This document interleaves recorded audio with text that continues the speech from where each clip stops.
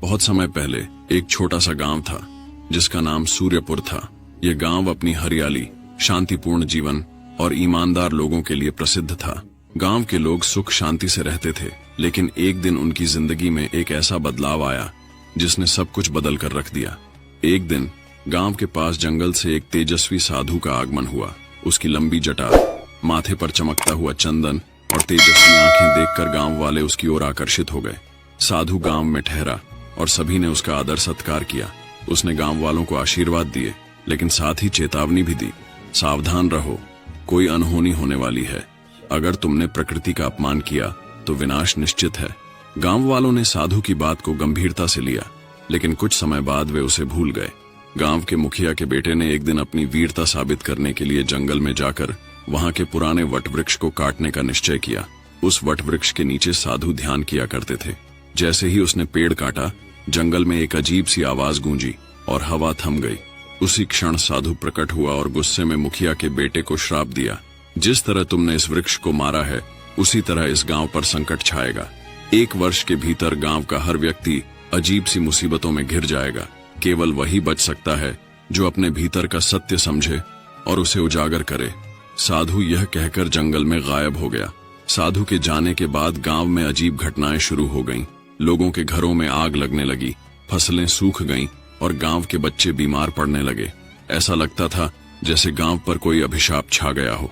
गांव के लोग हताश होकर राजा विक्रमादित्य के पास गए। राजा ने उनकी समस्या सुनी और वचन दिया कि वह इस रहस्य को सुलझाएंगे। विक्रमादित्य ने अपना प्रसिद्ध बेताल बुलाया, जो कठिन पहेलियों और रहस्यों को सुलझाने में माहिर था। बेताल ने राजा से कहा, इस रहस्य को सुलझाने के लिए तुम्हें न केवल साधु के श्राप को समझना होगा, बल्कि यह भी जानना होगा कि इस घटना में एक बंदर और एक तोते की क्या भूमिका है। राजा चौंक गए।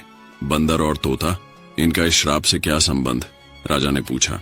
बेताल मुस्कुराया और बोला, तुम्हें इन दोनों से जंगल में मिलना होगा, लेकिन सावधान रहना, हर उत्तर के पीछे एक नई पहेली छुपी होगी। राजा जंगल में गया, जहां उसे एक बूढ़ा बंदर मिला।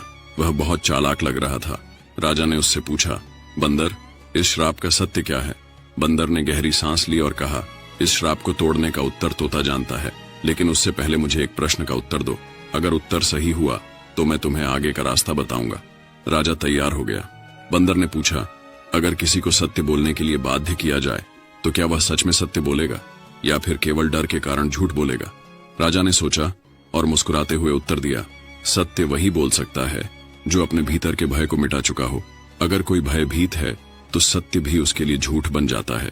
बंदर खुश हुआ और बोला, तुम सही हो राजा, अब जाओ और तोते से मिलो। बंदर के निर्देशों का पालन करते हुए राजा ने तोते को ढूंढा। वह एक ऊंचे पेड़ पर बैठा था और मधुर आवाज में गा रहा था। राजा ने उससे पूछा, तोते, इस श्राप को कैसे समाप्त किया जा सकता है? तोता चुप रहा, लेकिन उसकी आंखें चमकने लगीं। उसने गहरी आवाज में कहा, यह जानने के लिए तुम्हें बेताल की दूसरी पहेली का सामना करना होगा। राजा वापस बेताल के पास गया। बेताल ने राजा को दूसरी पहेली दी, अगर साधु का श्राप सत्य है तो वह समाप्त कैसे होगा? क्या भय और सत्य एक साथ रह सकते हैं? राजा विक्रमादित्य बेताल की दूसरी पहेली सुनकर गहरे विचार में पड़ गया। उसने सोचा, भय और सत्य एक साथ कैसे रह सकते हैं? राजा को लगा कि इस प्रश्न का उत्तर साधु के श्राप और गांव की मुसीबतों को सुलझाने में मदद कर सकता है। राजा ने बेताल से पूछा, क्या इस प्रश्न का उत्तर जंगल के तोते और बंदर से जुड़ा है? बेताल मुस्कुराया और बोला, तुम्हारा मार्गदर्शन सही है, लेकिन याद रखो, सत्य तक पहुंचने के लिए तुम्हें अपने भीतर के भय का सामना करना होगा।